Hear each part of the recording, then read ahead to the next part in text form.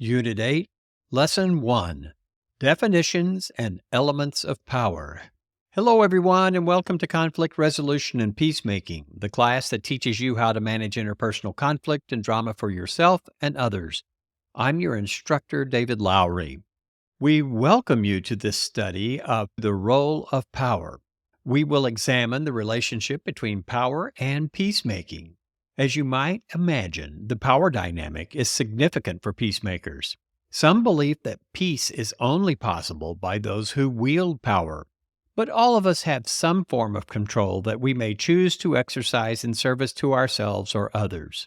In today's podcast, we will begin our discussion of power by examining some accepted definitions and components. Power as a social construct. The British philosopher and Nobel laureate Bertrand Russell once wrote that power is the fundamental concept in social science in the same sense that energy is the fundamental concept in physics. We agree.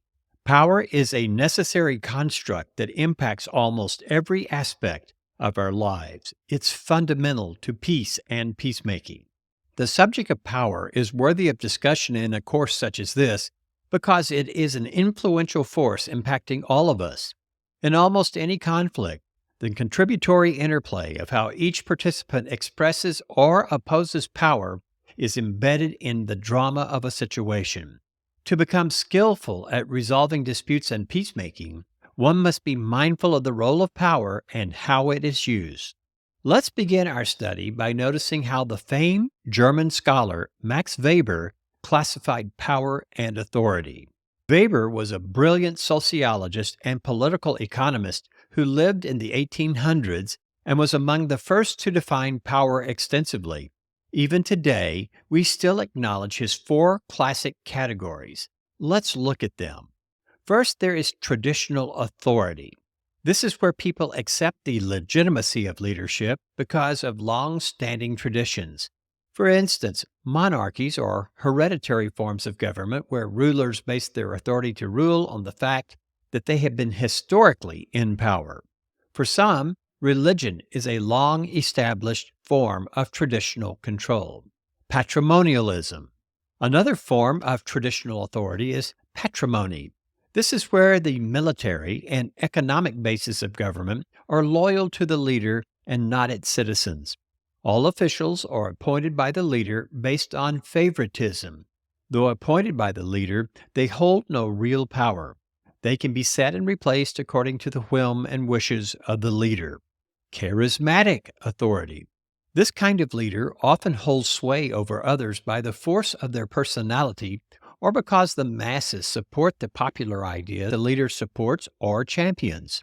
The charismatic leader is known for having many devotees who believe in the leader and are willing to follow in ways that may seem irrational to some, such as religious and political cults. Rational legal authority. According to Weber, this authority is vested in legislative bodies, laws, courts, and bureaucratic agencies. For instance, the Supreme Court's rulings are considered the land's ultimate law. Though Weber wrote these descriptions in the late 1800s, they still have significant explanatory power that can be seen in our world today. Sometimes there are blended versions of Weber's concepts. For instance, in the United States, it could be argued that the presidency has become a traditional authority based on a rational legal system and is often led by an elected charismatic leader. The president's charisma is often needed for such matters as making a case for going to war, passing a bill of significance, and the like. Scholars and researchers extensively study power, and we will highlight a few in our podcast today. Social and personal power. Lammers says that we should make distinctions between social and personal power. Broadly speaking, social power is power over people, while personal power is freedom from other people. This observation reveals the interplay of a dynamic that is at the core of power, which is the desire to control what others do while at the same time being free from their control. Elements of social power, power over. The Power over dynamic is a form of social power because it relies on money, talents, skills, abilities, opportunities, status, social networks, and other things provided by society and privilege to exert control over others. With that in mind, Rogalin, Sorbarov, and Lagovia define power in this way. Power is a position where individuals have a high level of direct control over the lives of others, the ability to keep others from getting what they want or need, the ability to carry out their own will by overcoming the resistance of others, and the authority to enforce decisions against powerful individuals and organizations. Another scholar, Mingay, would extend that definition by adding these additional elements. They would be the ability to use force and access to essential and necessary resources. Each of these elements clearly defines what it means to have social power or power over, personal power, freedom from others. As we mentioned earlier, Lammers also describes personal power or the ability to be free from the power of others. For every person who wishes to exert social power, others want to be free from those controls. And there are many approaches people use to find freedom. For instance, one might drop out of society and try to live as independently as possible by living off the grid and homesteading. Common ways to assert personal power includes quitting your job, retiring from work, owning a business, or acquiring enough to live on one's savings. Is there a solution to the social control versus the personal resistance power dynamic? We believe so. From a peacemaking point of view, we encourage relational communication and behaviors that minimize competition while promoting cooperation. A relational lifestyle respects personal autonomy and authenticity in self and others by intentionally standing in the gap where we neither seek to control others nor allow them to control us. Of course, this is an ideal we strive towards, and we realize that many things are beyond our circle of control. Power as getting things done. Another way of looking at power is the ability to get things done, or power to. This view is advocated by political theorists Hannah Arendt and Hannah Pitkin. They argue that power is as much an ability to accomplish something as it is power over someone or something. The Polish sociologist Zygmunt Bauman agrees and says, power is the ability to get things done, and politics is the ability to decide which things need to be done. From a peacemaking point of view, we like these observations. This form of power is accessible to all. Though many of us will never exert social control, we can find ways to get things done. But to get things done in our daily lives requires willingness and ability, or at least that's what Paul Hershey says as he writes about situational leadership. Power as willingness and ability. Ability refers to knowledge, experience, and skill, while willingness comprises confidence, commitment, and motivation. By this definition, an administrative assistant who uses an informal channel, such as getting a favor from a friend, is exhibiting a form of power no less than the CEO who uses their formal authority to instruct someone to do something. As you analyze your strength and power, you might examine those things you are willing and able to do. Naturally, with time and education, you should be able to develop many different abilities as potential basis of power over. Power as formal and informal actions. From a peacemaking perspective, the notions of willingness and ability become even more interesting as one examines the lengths some are willing to go to obtain something they want.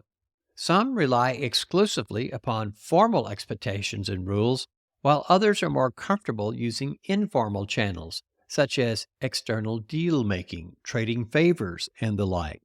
Further, some individuals are willing to push the boundaries of social acceptability, such as defying policies, customs, traditions, and accepted ways of doing things to accomplish some end. Still others are willing to do something that to some are quasi-legitimate, such as ignoring written policies, defying the direct orders of a superior at work, or possibly even breaking the law, if not the spirit of the law. As one might imagine, conflicts quickly occur between people when some believe they must obey the rules and others act in their own best interest while ignoring the legitimacy of laws, regulations, and policies. 4 elements of personal power. As peacemakers, we are interested less in the amount of power one has than in how one uses what we have. As Gandhi is reported to have said, if you change yourself, you will change your world. If you change how you think, you will change your feelings and actions. And so, the world around you will change. Let's look at some things that impact our ability to act on our thoughts, feelings, and wishes to accomplish some desire. Judge Locke and Durham believes there are 4 core self-evaluations that all people carry that impact their sense of self, abilities, and control. These include self-efficacy, locus of control, self-esteem, and neuroticism. Developing positively in each area increases people's ability to manage their world and accomplish their wishes, thus their personal power. Self-efficacy. An essential mental construct that impacts one's sense of personal power is self-efficacy, or an individual's belief in their capacity to execute behaviors necessary to produce specific performance attainments. It's the belief we have in ourselves that we can do things. Shannon, Morgan, and McMaster state that self-efficacy increases as they receive verbal support from respected people during difficult times. Observe someone successfully performing something they are interested in doing and experience success in doing a challenging thing. Thus, self-efficacy is related to one's sense of personal power that one can solve whatever problems come their way.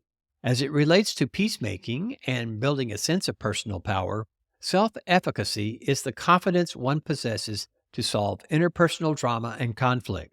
Courses like ours increase self-efficacy by providing the tools needed to resolve common problems. Locus of control. Another mental construct worthy of mention is locus of control. As conceived by Rotter, locus of control is the degree one believes they have over the outcomes of their life. A person with an internal locus of control believes their efforts are responsible for what happens to them. In contrast, a person with a robust external locus of control tends to praise or blame others and considers the fortunes of luck and chance as holding responsibility. Regarding peacemaking, those with a high internal locus of control will believe in their ability to build personal power and solve problems. Those with an external locus of control will think these things can only happen by fate or good fortune. Self-esteem. A third element that impacts one's ability to develop personal power is self-esteem, or the way one judges their self-worth. It includes general and global feelings of self-worth. There are too many self-esteem variables to discuss here. However, we might say that self-esteem is what you think about yourself, how you feel about what you think, and the standards you use to compare yourself to others. From a peacemaking point of view, high self-esteem appears to be positively related to agency, or the belief that one can do things. We see a positive relationship between high levels of self-esteem and confidence in one's power potential. The final element of the 4 core self-evaluations is neuroticism, or emotional stability. According to Zupančič and Parham, neuroticism is a broad dimension of personality characterized by proneness to negative emotionality, irritability, moodiness, and vulnerability. In a study conducted by Karkulian, they found a negative correlation between neuroticism and referent power, which is similar to popularity, and a positive correlation to coercive power. In simple words, emotional people aren't particularly well liked by others, and are willing to use coercive powers to get things done. In peacemaking, we believe that training to rid ourselves of interpersonal drama and conflict makes us more emotionally stable and therefore less neurotic. Further, as we strive to teach others our peacemaking principles, we reduce the emotional instabilities of others about us. Today, we have quickly overviewed the concept of power and how scholars define it. We've examined the constructs of social versus personal power, power as a means of getting things done, and discussed the elements needed to develop a sense of personal power. In our next lesson, we will discuss some of the darker faces of power.